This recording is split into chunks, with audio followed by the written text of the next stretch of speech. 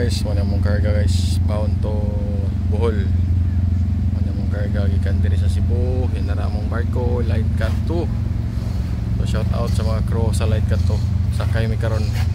Kaya nag-watering ko sila, nag-deliver pag tubig sa barko. Sa paabot lang may mag-loading.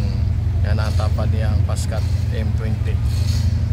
Okay, shout out ko ni Siman Lagan, Captain Putot o ni Idol Siman Malupit, shout out sa Idol Captain Romar Andrade, shout out Captain Ho, shout out sa mga crew sa Light Terrace.